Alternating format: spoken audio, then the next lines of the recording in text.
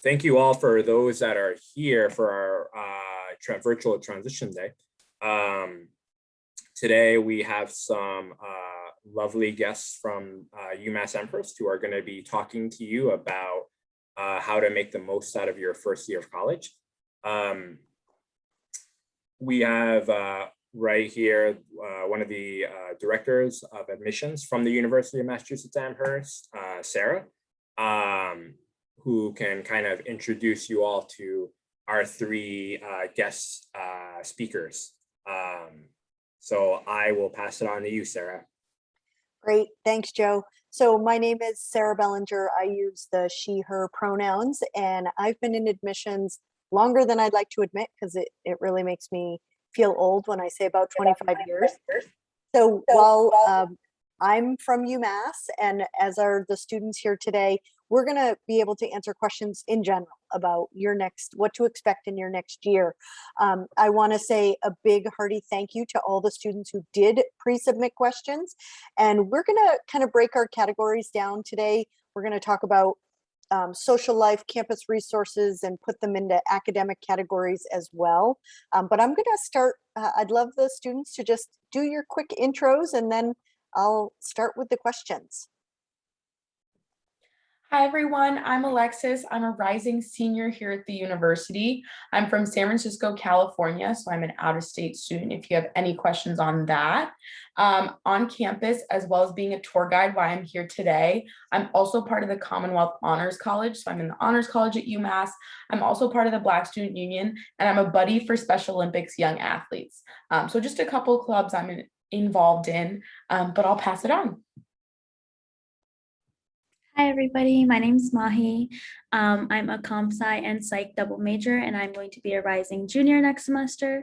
And I'm from India, so I'm an international student. And on campus, like Alexis, I'm also a tour guide. And apart from that, I'm involved in a few different cultural organizations as well as academic organizations in computer science.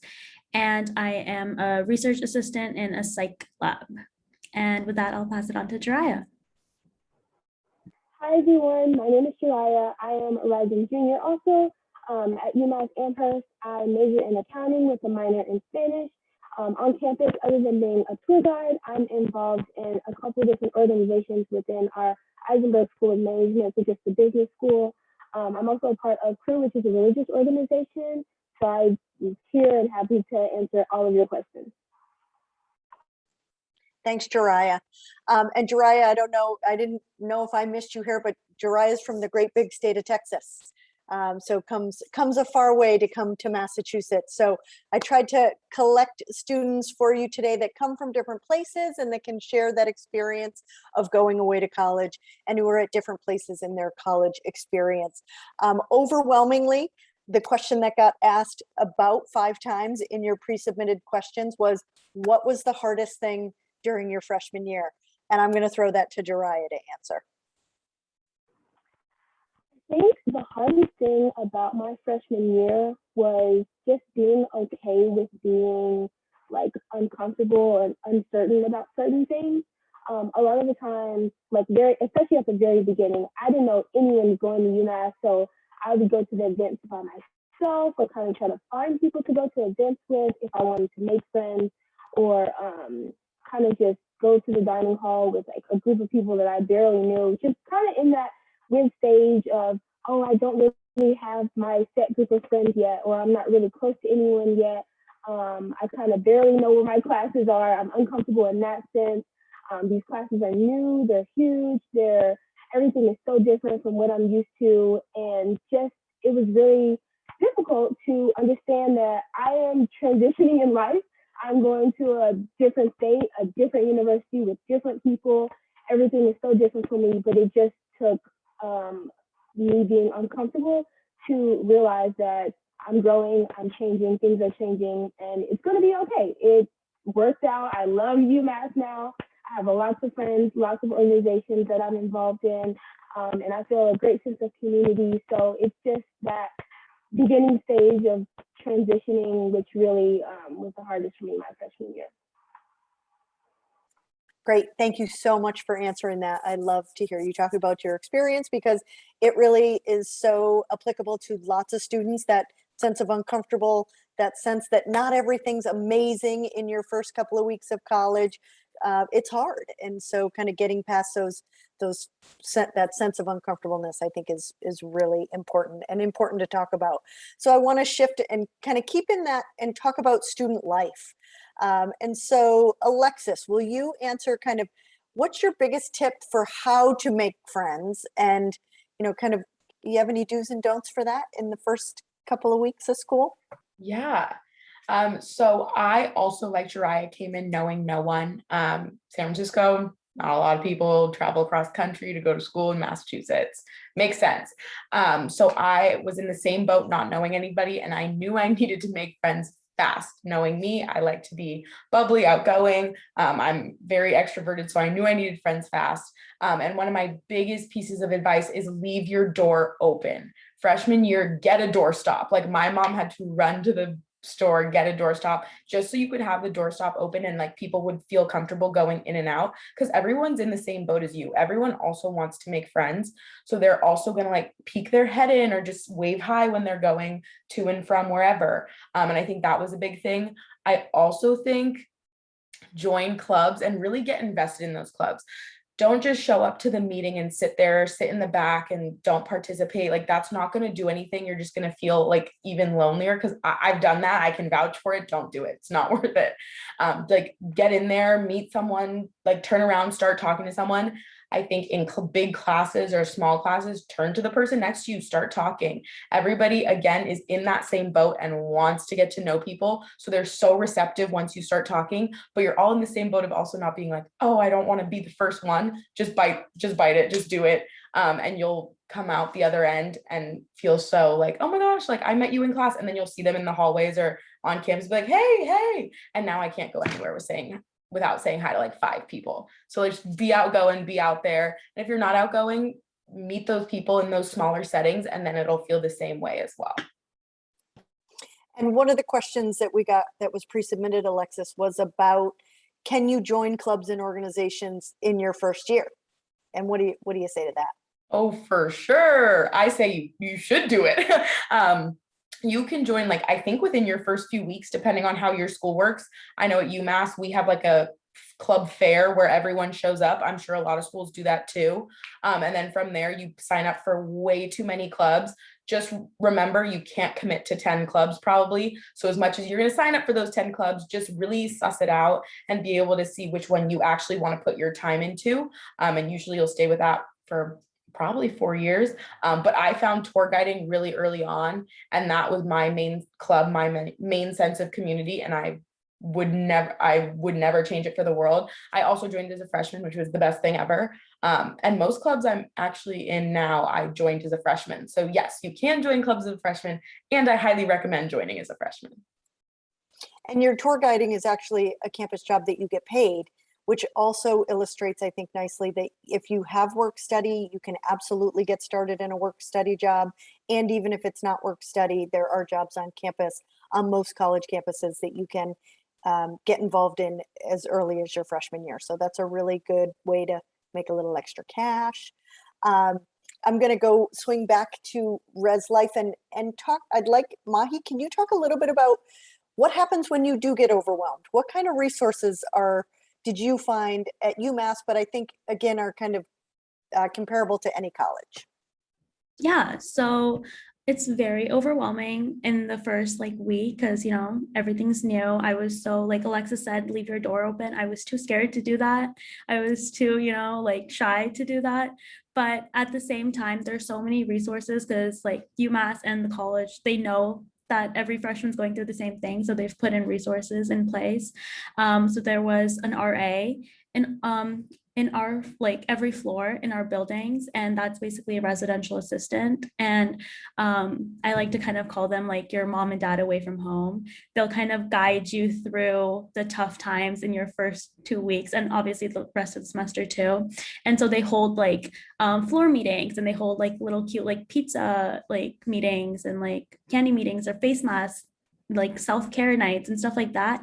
And that's like a really good way to kind of get out of your own bubble, get out of your room, talk to the people on your floor, you know, meet people and stuff like that.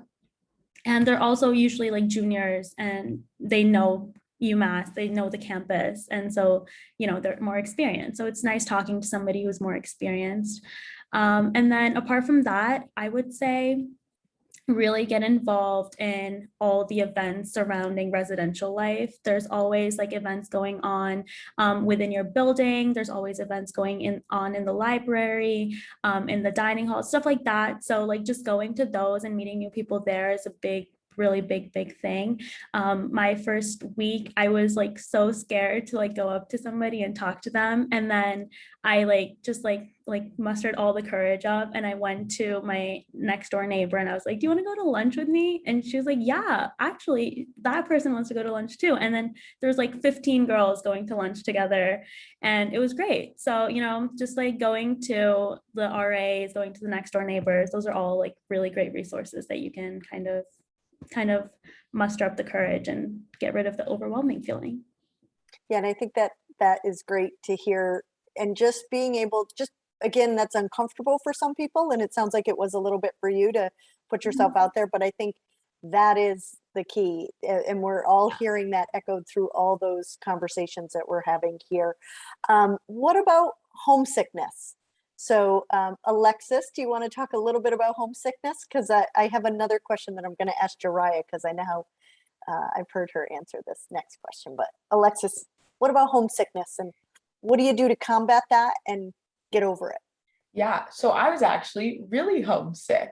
Not that I didn't love UMass. I loved everything I was doing here.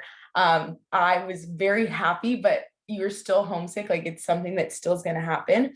And in the first day of classes, I call my mom sobbing. I'm like, Mom. And she's like, oh no, like, do I need to fly out? Do I need to come get you? And I'm like, no. Like, I know I'm supposed to be here. It feels right. This is where I'm supposed to be, but I just am homesick.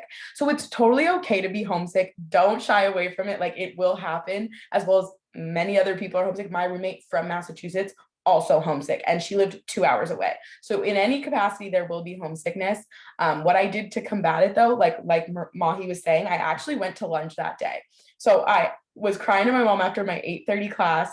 And then this girl, my door was open. The girl came in. She was like, hey, like I'm going to get lunch if you want to get lunch with me. And I was like, I would love to. And so I wiped my tears away and I go to lunch. And then I text my mom being like, I'm having so much fun. And she's like, thank God. But no, you do get homesick. Everyone does. That's one of my mom's favorite stories to tell now, because she's like, look at her now. But there are also ways to combat that. So whether you just go into someone's room and talk to them, they will gladly talk to you. Maahi said, your RA, always willing to talk. That's what they're there for. My RA was awesome and was able to be like, look, we've all gone through this. Don't worry. This is normal. You're doing good. I'm like, thank you. As well as like, it will happen and it'll hit you in different times and different waves. Like my 8:30 class. So it was like really early. It was like 5:30 for my mom. They'll pick up. Make sure to call them. I call my mom once a week and I call my dad once a week. That's been awesome. So we've stayed in touch really well. Feel very lucky with social media and like the just ways that we can stay in touch. So I call my parents once a week. I know some people like will FaceTime their parents once a week or maybe once a month, depending who you are. But definitely set like times in place if you know you're going to be homesick to reach out to them. Text them if you need to, like just keep in touch and it'll get easier as time goes on. Great. Thank you, Alexis.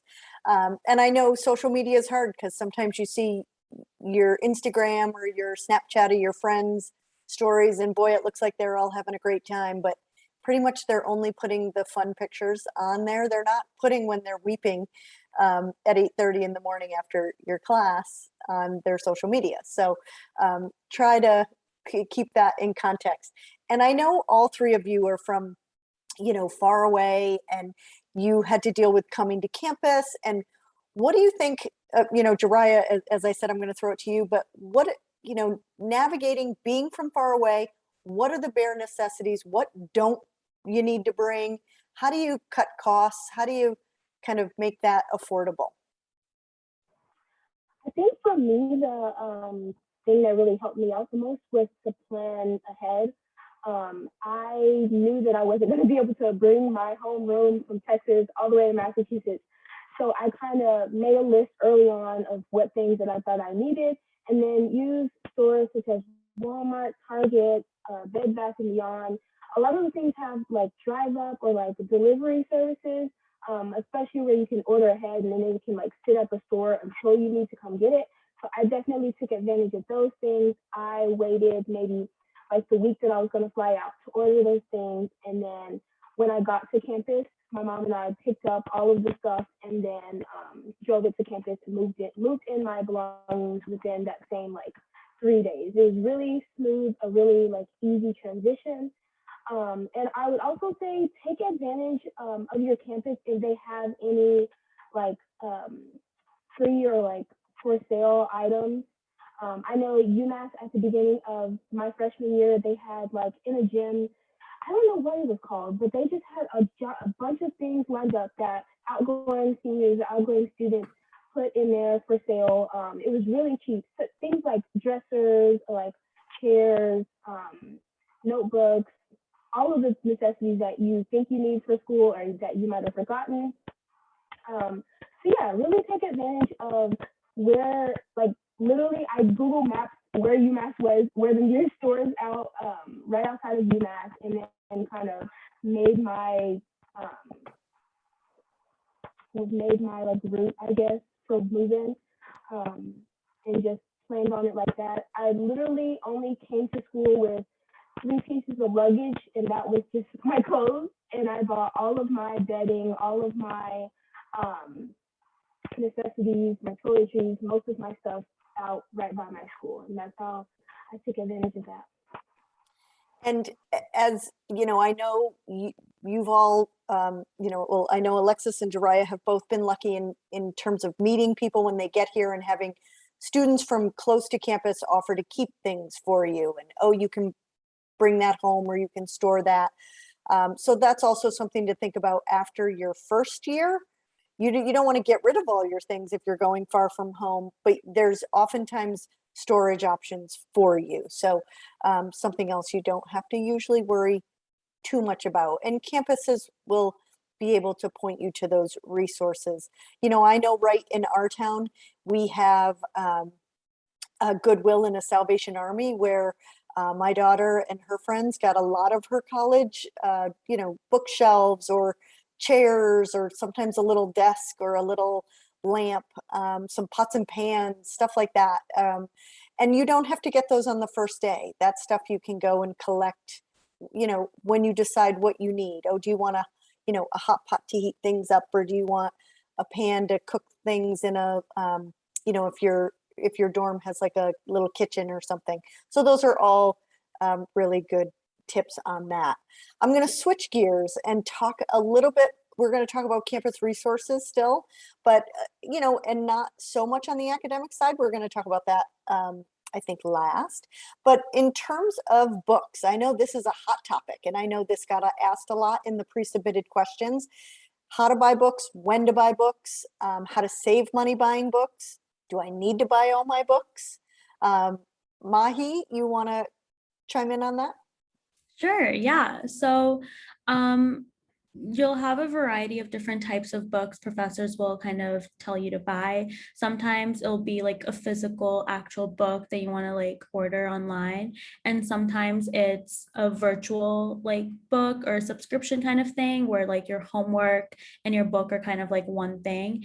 And if that is the case, definitely like you have to buy the book. It's the best resource. It's where you're going to study the most from. It's where you're going to get your homework assignments. And that's kind of something that you can't really avoid. But if it is a physical book and your professors are telling you to buy it, there are other resources, because sometimes books can get pricey, and you're only going to use it for like one semester, if even that much. So you can find alternatives. So sometimes professors will provide PDFs in class. You can get secondhand books. Sometimes you can find stuff online. So I personally made the mistake in freshman year. I got all my books in advance. I wanted to be so prepared. Didn't even use half of them. like really was mad at myself for buying them and then sold them secondhand to somebody else who was smarter than me. And so I would recommend waiting until the unit is starting, maybe like a week or two before the unit is starting, you know, and really seeing how your professor is with like a PDF version, maybe, or how you are able to find a PDF or a secondhand copy, and then go from there. Obviously, if there's like no alternative and your professor's like, you really, really need this book, then you have to buy a secondhand. But mostly professors will be nice and be like, okay, I'll give you a PDF version. It's fine, chapter by chapter. And I know sometimes Alexis, when she and I talk about books, she'll say, oh yeah, I didn't buy the book for that class because I didn't need it. And so, you know, I hate to blanket statement say, don't buy your books, because that could get you into some academic trouble. But like Maahi said, it's really good to talk to the professor, see if there's a copy of that book in the library, if there's a copy of the PDFs online. They understand that students struggle with the cost of books. So they can often be very forgiving and understanding in those scenarios. So often check that. And some schools, I used to work at a small school, and they actually had a fund for students that if you went into the dean's office and said, I cannot afford my books this semester, they had an emergency fund. So again, don't be afraid to ask, and don't, you know, use your campus resources like that. Buy your books used, either online or from friends. And those are all really good tips for that.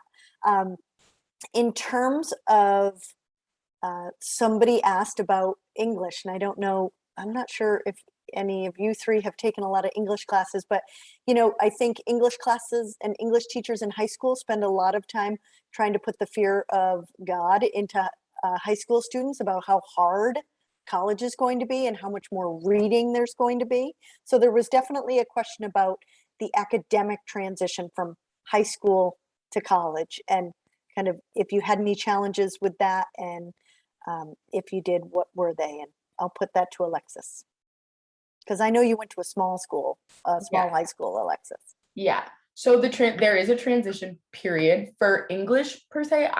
My English classes, I've taken 2 at Umass, and we didn't read books in those classes. Not to say that you don't read books in English. I know that's like what, but we read a lot of papers and we read articles. But I think I took a writing class and then like a comprehension class. So like I don't know if that's very normal at UMass or any schools.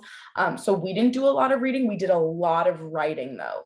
And I'm not going to say that's my strongest suit. Like I'm going to say I really struggle with writing. I used writing coaches. I used the library, the writing coaches in the library, as well as like the honors college writing coaches. Cause I struggled a lot. That's not something I'm really good at. So I really did use my resources. We didn't read a lot. We did write a ton. We wrote, I would say, a paper every 3 weeks. So I would say, get your writing ready. It is different than high school. So really use those resources that your school offers. I know a lot of schools offer tutoring, free writing coaches. And I would say highly, highly recommend those.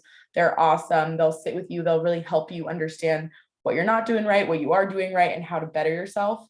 As for the whole academic transition, I think it's all about time management.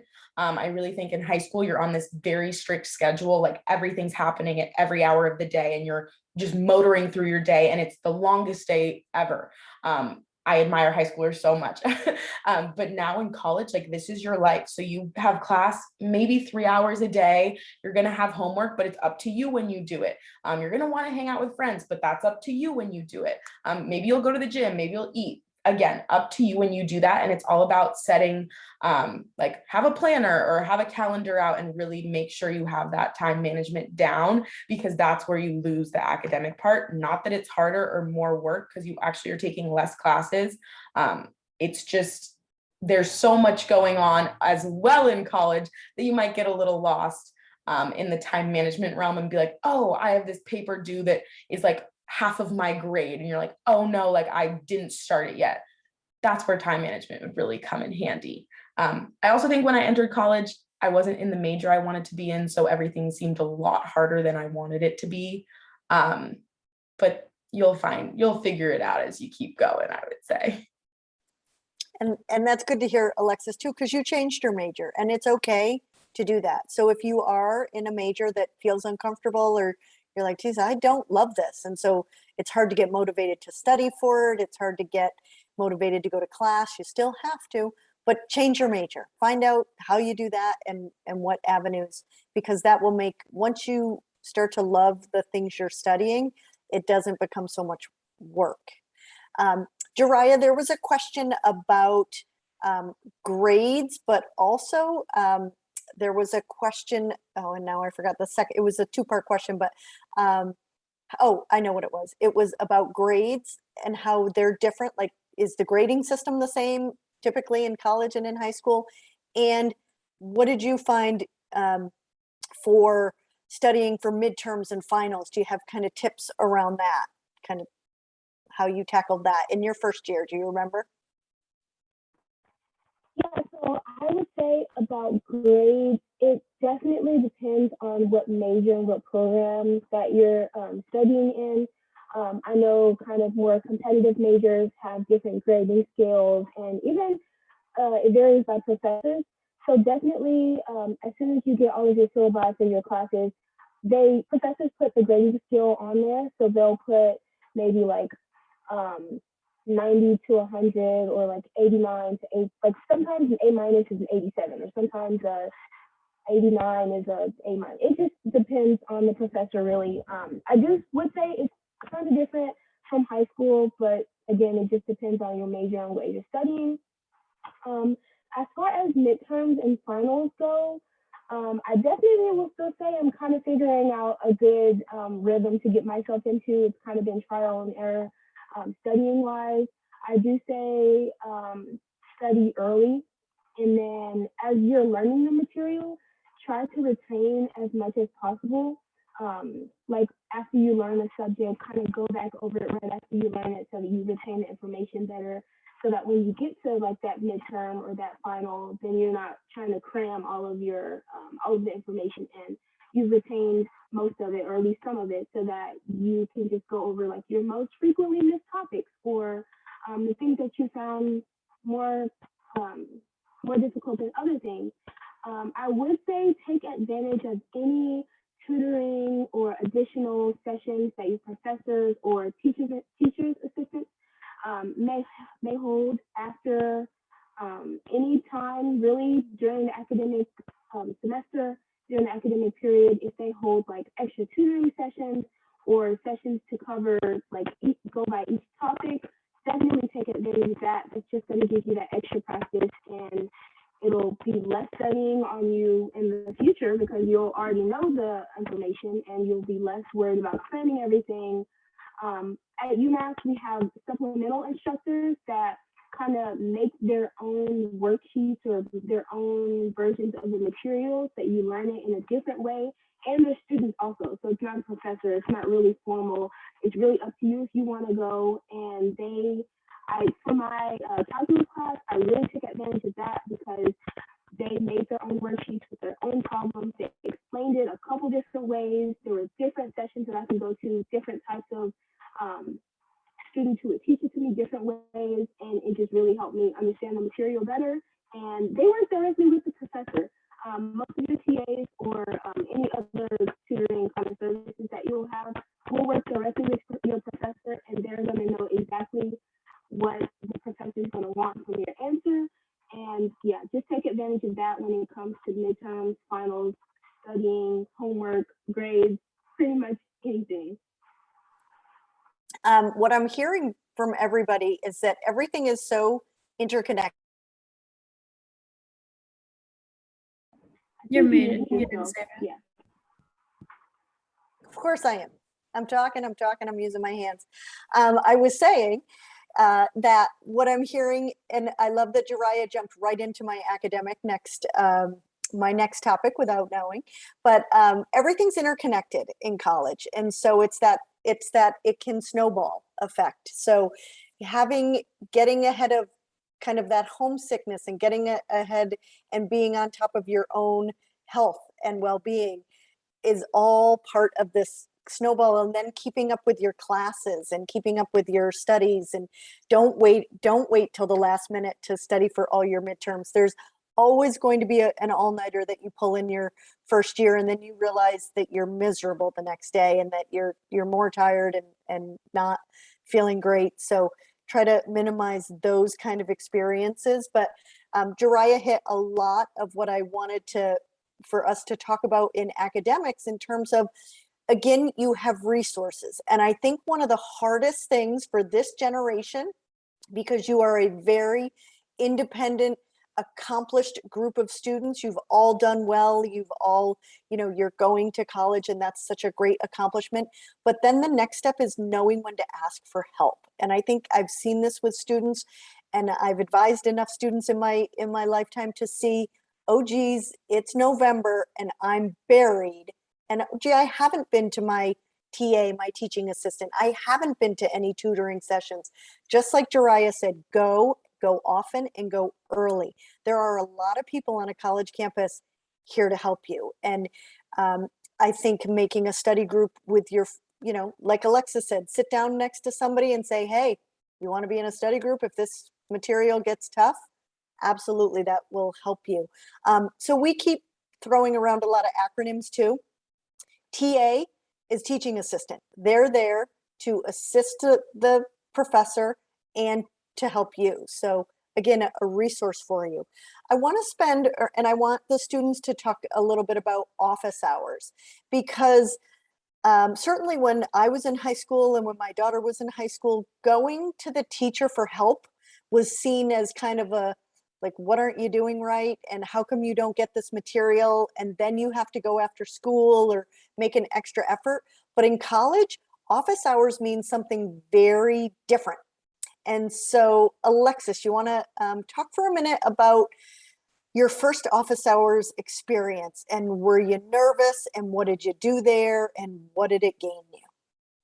I am an avid fan of office hours. I am there probably a little too much, because in college, not only are you getting the help you need in a subject that you might be struggling with, but then it kind of forms and changes into, like, you just go in, catch up with your professor, get to know your professor. And then next thing you know, you can be like, hey, if you want to write a recommendation for something I need. And they're like, of course I will. You're like, wow, that was easy.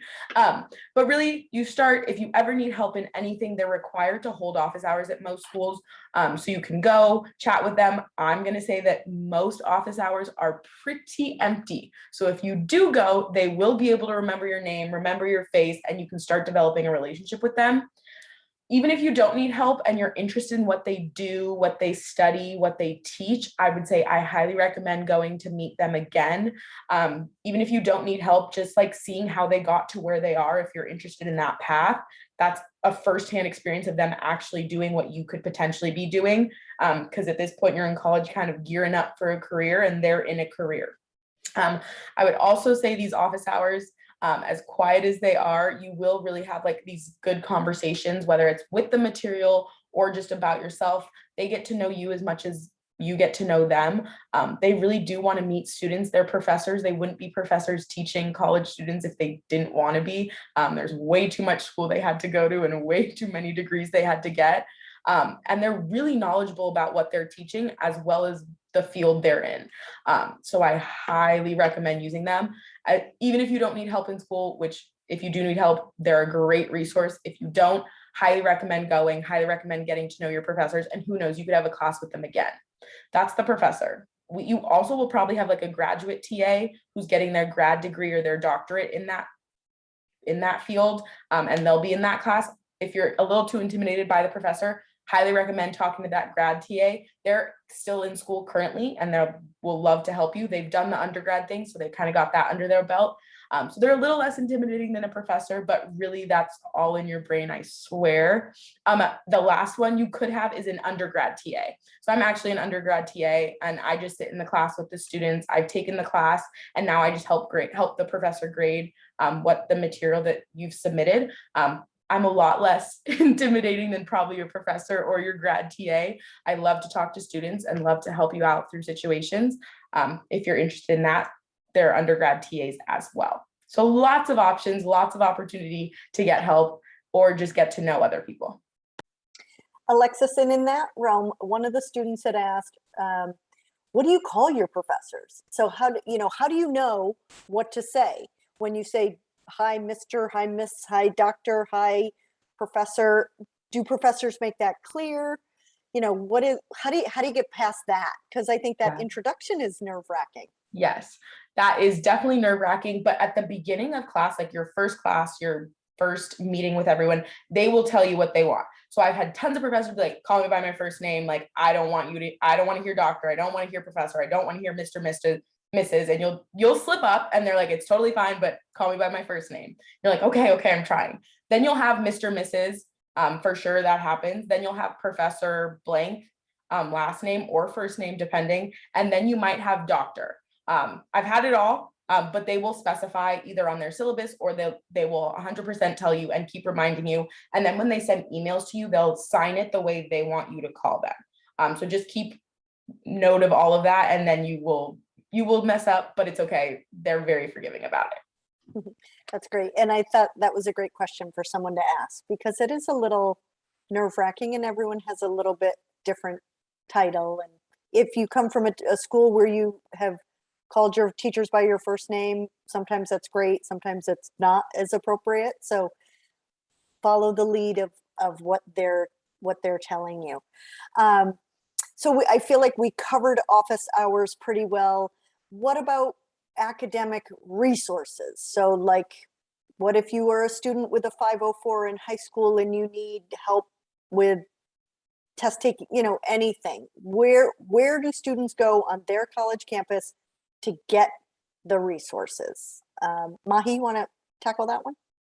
Yeah, so there's a bunch of different places you could go to get help in different things. So let's say you do need help in maybe extra help in a test, like extra time in a test, or maybe you need extra notes for a class.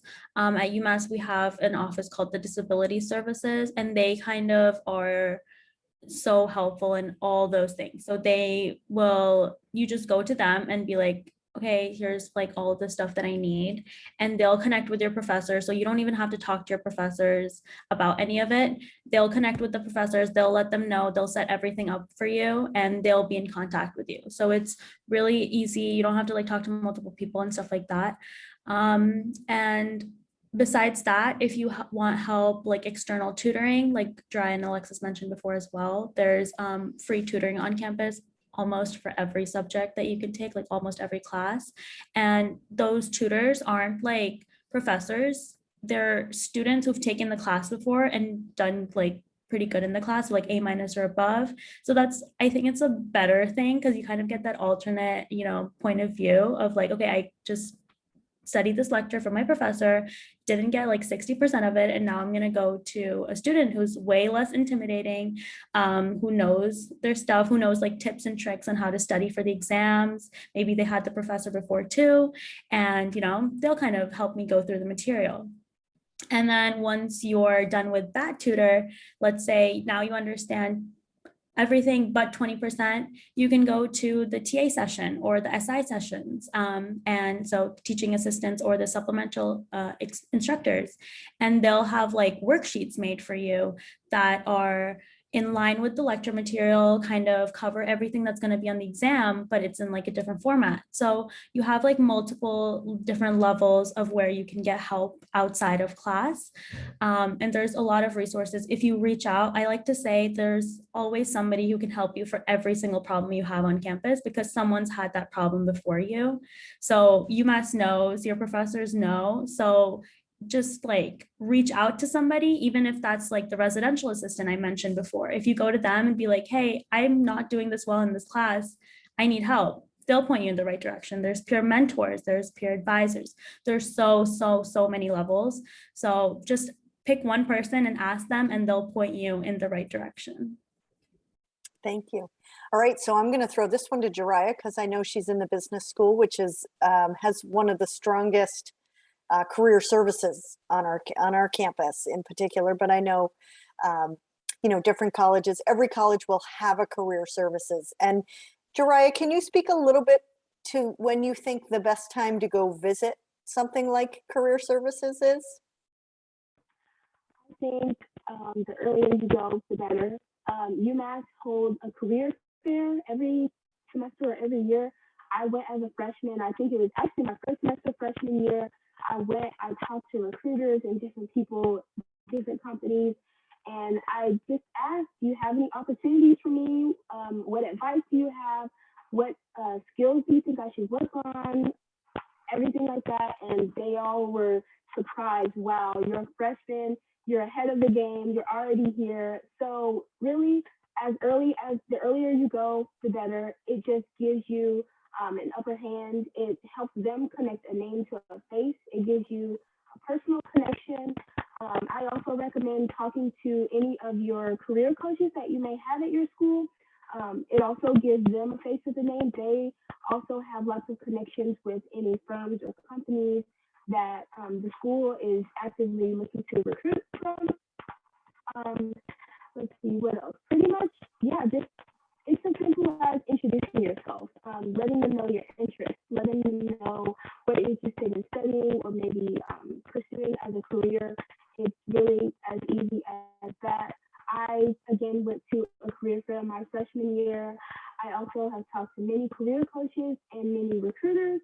They know me by name now. I actually got an internship just based off of not based off of introducing myself, but they see my name in the system and they can connect a face to a name and they can know like who I am and see my credentials and kind of make that connection more than just a name, more than just a resume.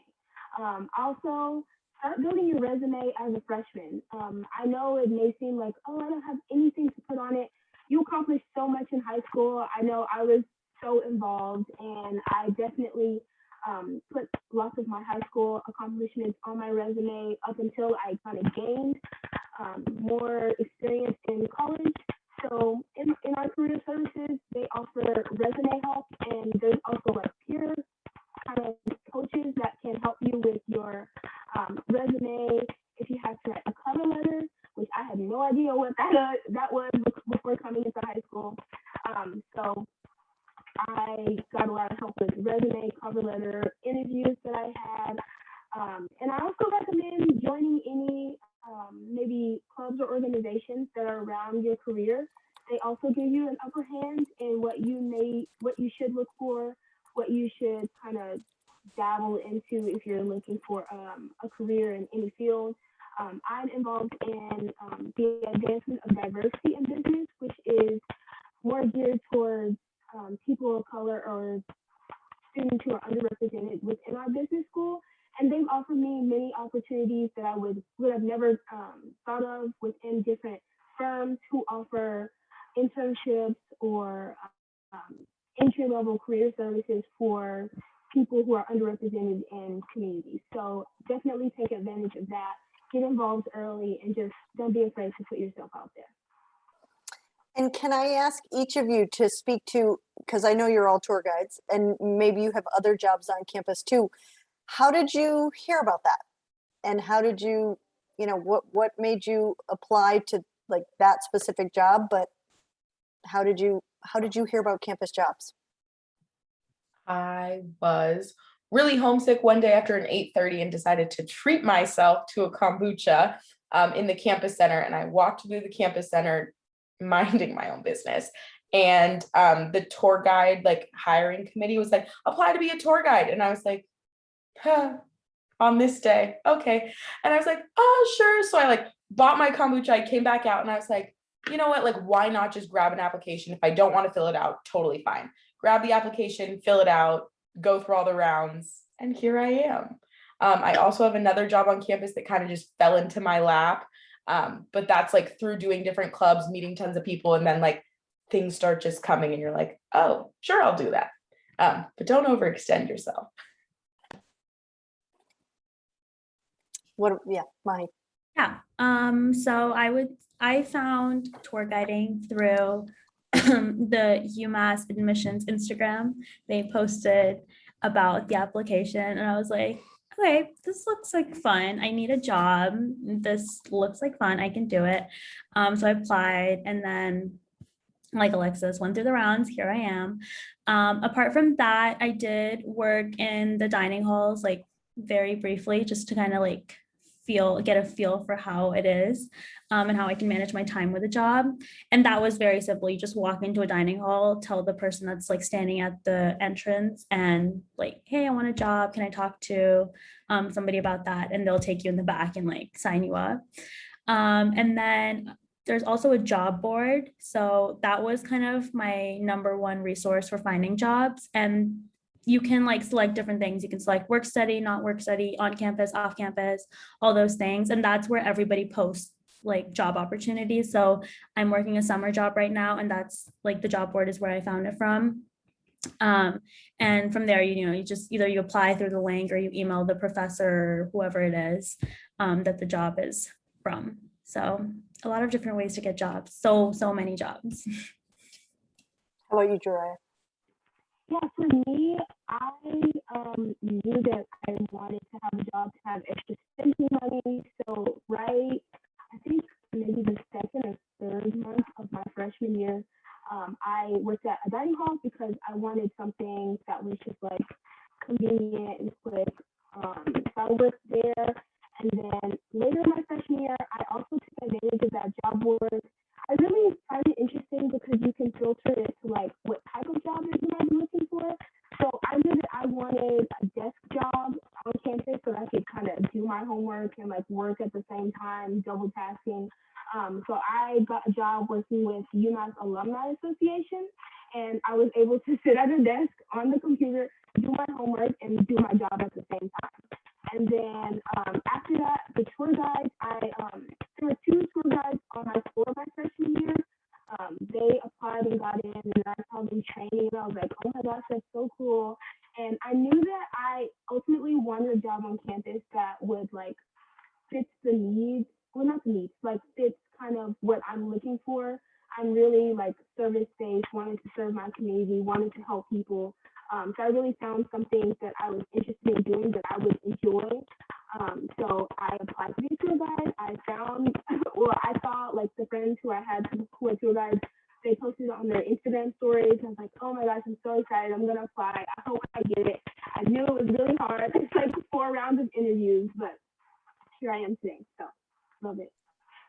And we're glad you are. So that was great. And I think, kind of to try to sum, I'm going to have one more question that I ask all of you as we wind down on time.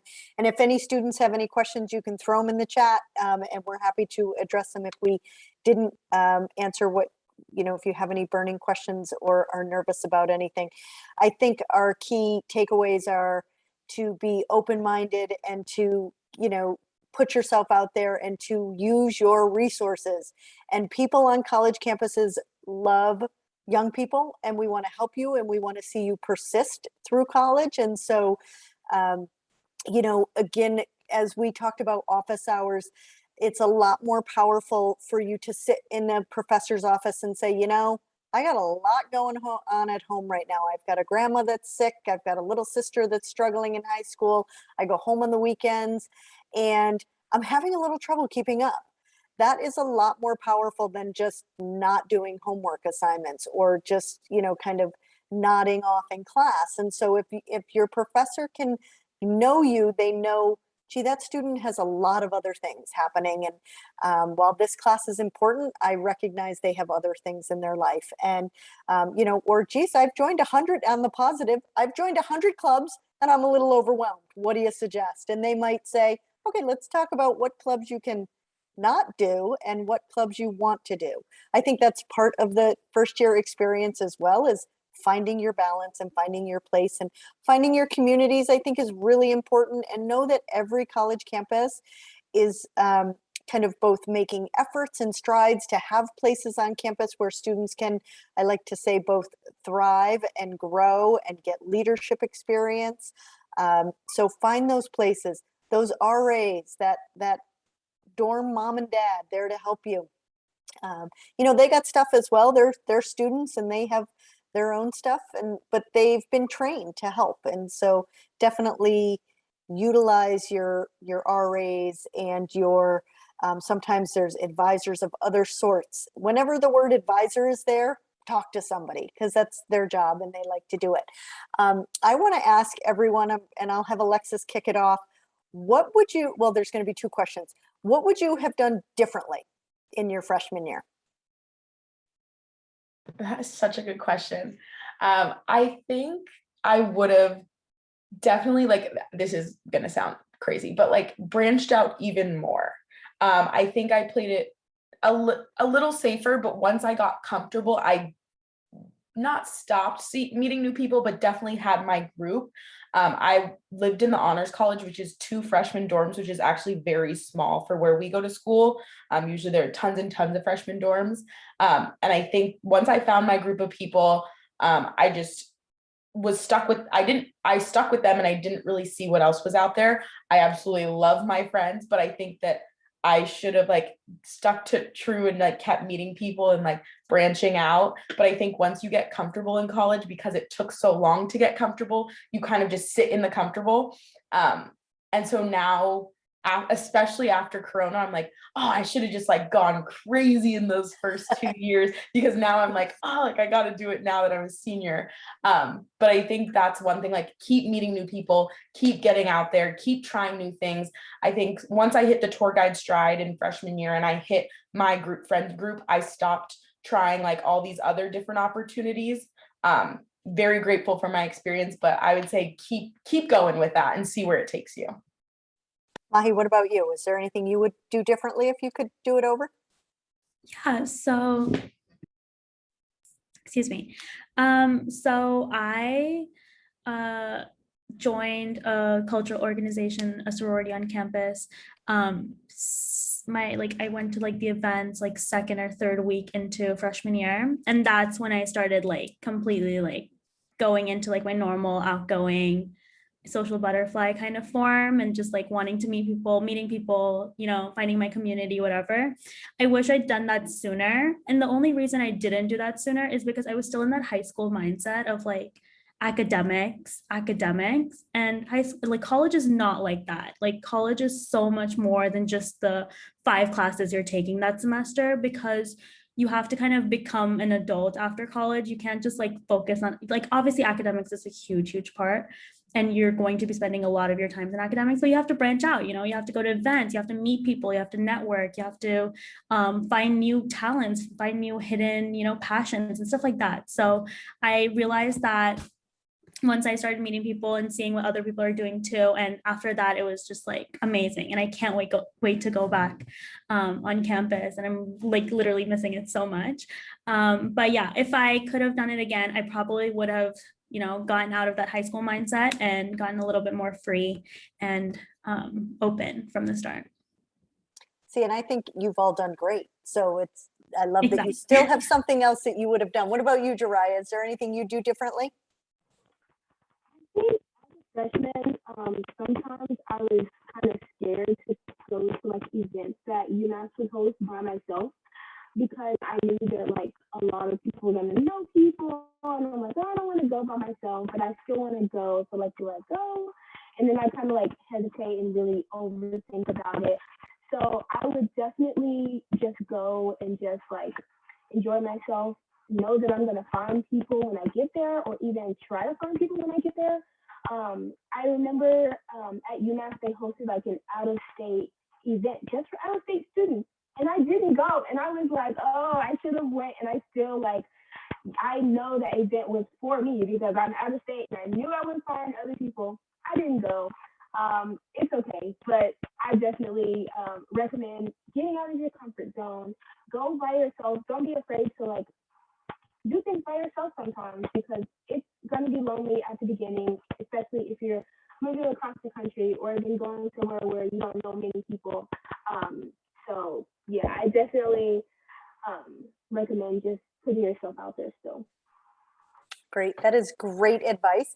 And what about quickly, if everyone can answer, what was the most positive thing about your freshman year? I always like to end on a positive, as you know. Yeah.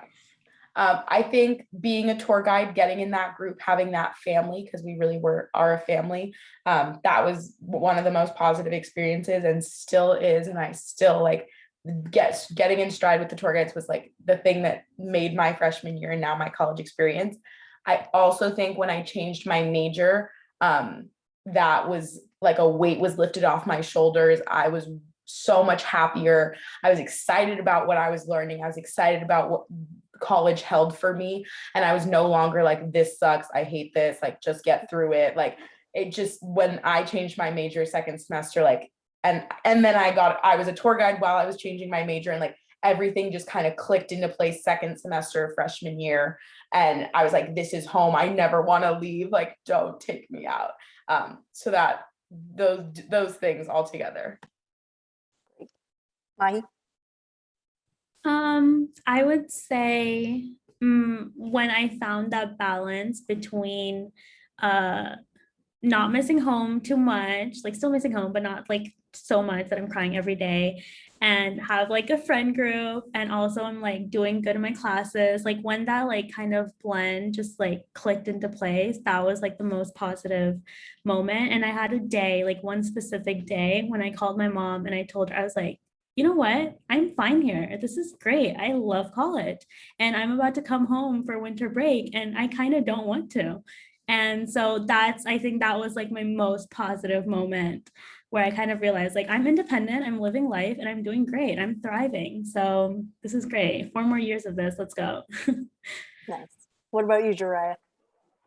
I think mine is pretty similar to Maahi. Everything kind of clicked into place. I forgot when, but it clicked into place. I found like a good group of friends. We do everything together. We go get dinner, lunch. We study together. We just laugh all the time. Everyone was so welcoming, so nice, and it gets better. Like, I promise you, it will get better. You will find your group of friends, and it'll click for you. Great. All right. Well, I really appreciate all three of you taking the time and sharing your wisdom. I hope it's been helpful for you as the students who are in the audience. Again, whether you're a rising senior or a senior off on your journey to college, thank you so much for having us. Let's get ready. I always enjoy working with you all, and it's my pleasure. So you can always email me if you have questions. I can farm them out to students so you could get the real deal and the real answers. But I hope everyone has a wonderful day and a good luck in college next year and or the year after. So thanks for coming. All right, thank you, Sarah, and thank you, Alexis, Joe. Jariah, and Maahi. Thank you all to those that came by our presentation today. This is being recorded, so we will be making this available in case any of you kind of came a little bit later, but thank you so much for attending today. Have a wonderful rest of your Tuesday, and we hope you have a wonderful rest of your week. Yeah. All right. Thanks, guys.